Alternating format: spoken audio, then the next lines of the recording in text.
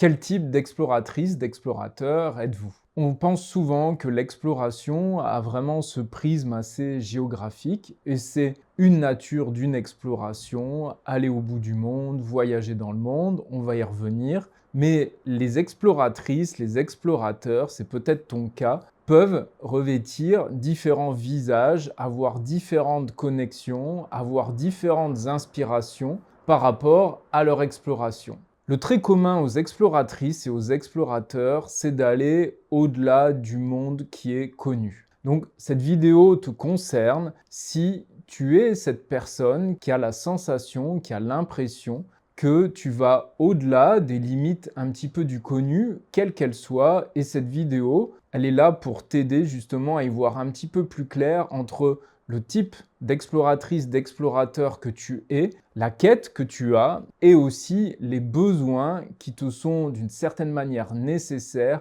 en tant qu'exploratrice et explorateur.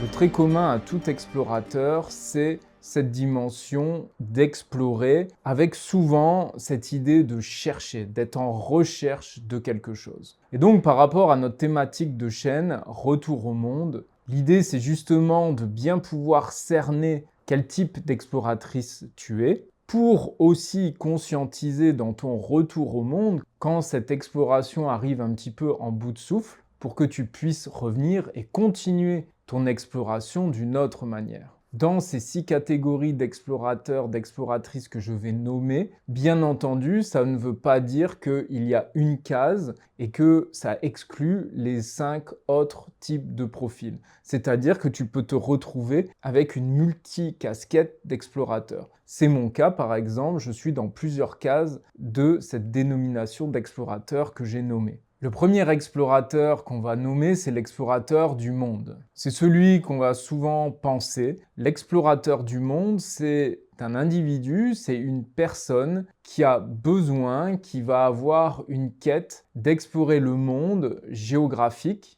pour se relier à différentes cultures, à l'aventure de la nature qu'on a dans notre monde et de sentir donc une forme de mission qui est liée aux contrées du monde. C'est une exploration géographique et il y a 2 grandes tendances par rapport à cette exploration. Il y a une exploration qui est minérale, végétale, animale, c'est-à-dire vraiment autour du monde naturel qu'on nommera, et un autre type d'exploration qui est plus relié à l'humain.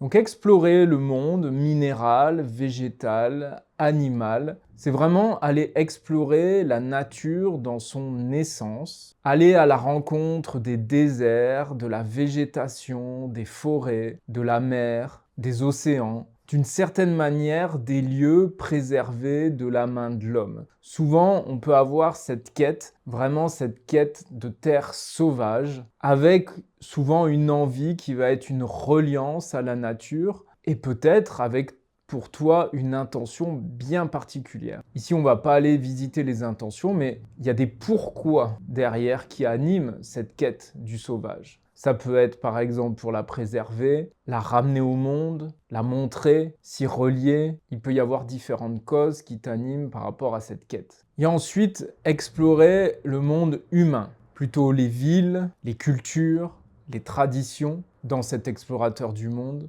les rituels de par le monde. Sur cette partie, on va souvent chercher quels sont les liens et les différences justement par rapport à des ethnies, à des peuples, à des cultures. On va justement s'intéresser à la main de l'homme, au cœur de l'homme qui s'intègre peut-être pleinement aussi à sa nature ou qui au contraire domine d'une certaine manière la nature. Là où l'être humain s'est imposé dans une nouvelle direction. L'exploratrice, l'explorateur du monde, c'est donc une personne qui cherche des territoires inconnus sur Terre. Et donc dans ses besoins, il y a un besoin de mouvement. souvent d'international, de melting pot, des langues différentes, des cultures différentes, des paysages différents, d'aller voir d'autres habitudes de vie, aller aussi voir donc la richesse, la géographie du monde. Et donc le gros besoin, c'est que le monde, d'une certaine manière, eh bien, n'est pas défini par un lopin de terre, par une culture unique, par une ville. L'explorateur du monde y voit vraiment d'autres dimensions. Il va aller chercher la diversité des contrées du monde. L'exploratrice, l'explorateur de la conscience, c'est une personne qui va chercher des nouveaux niveaux de conscience. On peut parler par exemple de courants tels que le chamanisme, la méditation, les mondes invisibles, le corps, l'éveil de l'esprit, l'éveil du corps, la notion d'éveil, la vie après la vie avant la vie, la spiritualité, les astres, les dimensions qui ont pu être étudiées dans ces sphères, des états de conscience modifiés. C'est un explorateur de la conscience et d'un monde que je vais nommer vertical et pas horizontal comme pour l'explorateur du monde. Et l'idée ici de l'exploratrice, de l'explorateur de la conscience, c'est que le monde ne se résume pas aux 5 sens, à ce que la plupart des personnes voient, ressentent du monde ordinaire. Il y a vraiment une recherche, un savoir, une quête qui est aussi en lien avec son monde intérieur, son temple intérieur. L'explorateur de la conscience, je suis accompagné de l'orage pour expliquer cette notion, il est fasciné par des nouvelles dimensions qui ne sont pas forcément visibles mais invisibles, et donc il y a cette recherche de ces territoires et de ces mondes de conscience qui vont être différents, en quête souvent d'une vérité et ou tout simplement d'une exploration pour ouvrir son champ de conscience, et que le monde donc ne se résume pas à la conscience d'une certaine manière ordinaire. Les besoins qui sont reliés à cette exploratrice, cet explorateur de la conscience, c'est un besoin de nouveaux états transcendantaux, de reliance avec d'autres mondes, de pouvoir percevoir des nouvelles réalités, donc sans forcément aller à l'autre bout du monde. Ça peut être à partir de son soi intérieur, à partir aussi peut-être d'un cheminement qui peut être relié à la géographie, mais on va aller chercher la conscience dans son ensemble, d'ouvrir les perceptions et de quitter d'une certaine manière un monde qui est trop terre à terre. Il y a un besoin de se relier à des chercheurs, à des dimensions aussi spirituelles souvent, à des traditions, à des rituels. Le troisième type d'explorateur, c'est une personne que je nomme l'explorateur sensible de la transformation. Cet explorateur, lui, part du principe que le monde, d'une certaine manière, est trop violent. Il y a quelque chose qui ne va pas dans le monde qu'il côtoie d'une manière ordinaire, et que le monde qu'il voit, qu'elle voit, n'est pas respectueux du vivant, de l'être sensible que l'humain est profondément. Et souvent, donc, c'est quelqu'un qui peut se sentir venir d'autres sphères, qui vient peut-être d'autres sphères plus récemment, qu'on va souvent nommer enfant indigo, enfant cristal, enfant arc-en-ciel ou adulte, mais souvent il y avait une dénomination avec cette notion d'enfant qui s'incarne.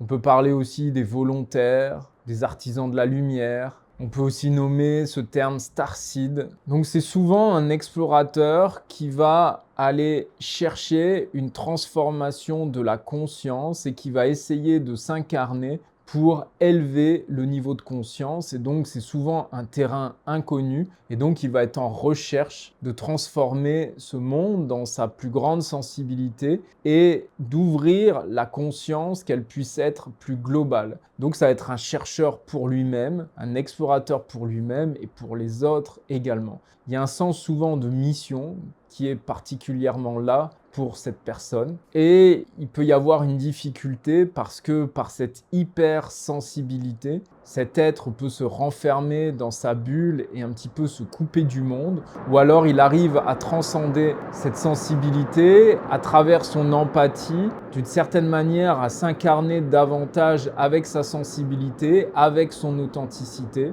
et il va réussir à offrir cette sensibilité au monde. Donc c'est un être souvent très empathique, très émotif. Il y a un besoin donc de lien avec les autres, de ramener cette dimension du beau, du sensible, de l'esthétisme, de l'authenticité aussi avec sa quête d'évolution et de transformation du monde qui va être à la fois relié à l'individuel et aussi au sens du collectif. C'est un explorateur qui a besoin beaucoup de respect, de paix, de quelque chose de doux et de lumineux et il va souvent fuir la violence, les conflits, d'une certaine manière l'agressivité du monde et ça parfois ça ne va pas l'aider à vraiment s'incarner dans le monde avec la difficulté et le contraste entre son hypersensibilité et un petit peu le bruit violent du monde. L'explorateur, l'exploratrice d'un nouveau mode de vie. C'est un explorateur qui va chercher une alternative au mode de vie qu'il connaît.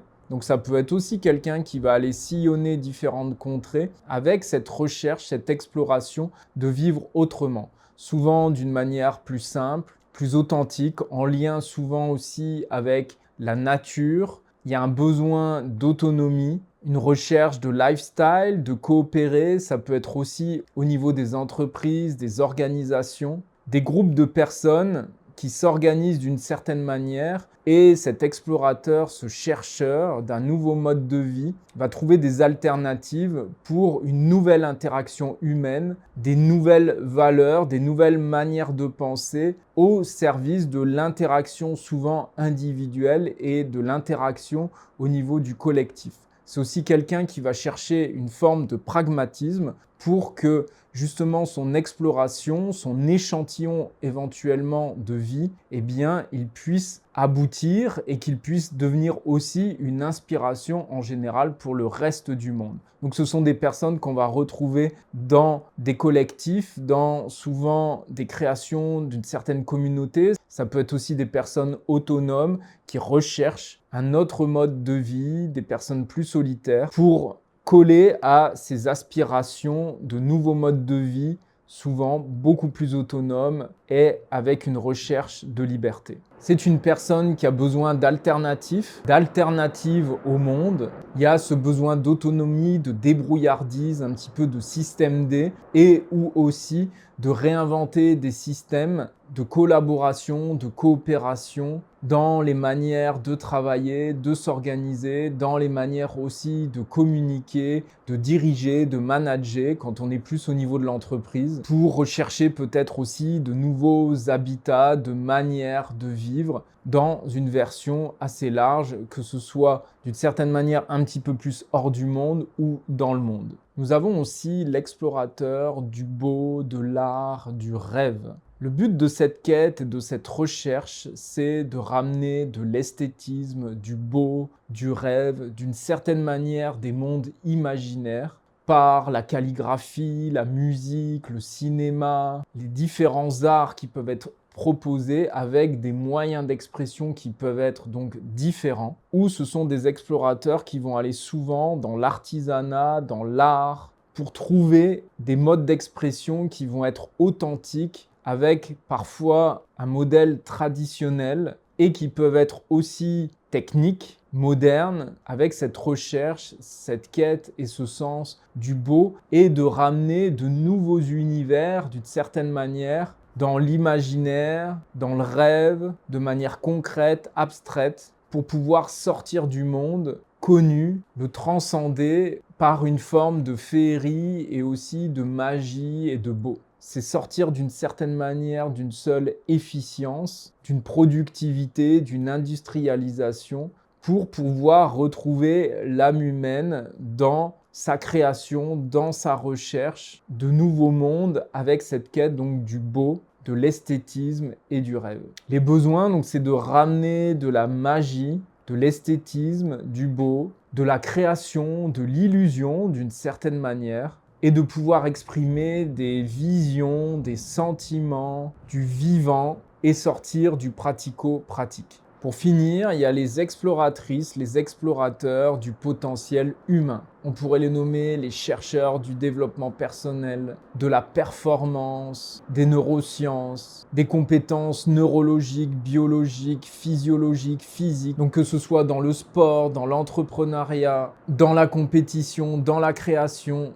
ce sont des explorateurs, des exploratrices des possibilités humaines, de l'accomplissement de soi, en relevant ou en étudiant les capacités humaines d'hier, d'aujourd'hui et de demain. Ces exploratrices, ces explorateurs ont besoin de challenge, de dépassement de soi, de compétition, d'inconfort, d'un mode d'expression qui puise dans les capacités physiologiques, mentales, éventuellement de l'esprit spirituel, pour animer notre potentiel humain et aller découvrir jusqu'où notre potentiel peut aller. Si tu le souhaites, tu peux télécharger le résumé de cette vidéo avec les différents explorateurs, leurs caractéristiques et aussi leurs besoins. N'hésite pas à mettre un petit commentaire, ça aide au référencement, au développement de la chaîne et aussi à t'abonner et à partager. Merci de ton écoute, à bientôt.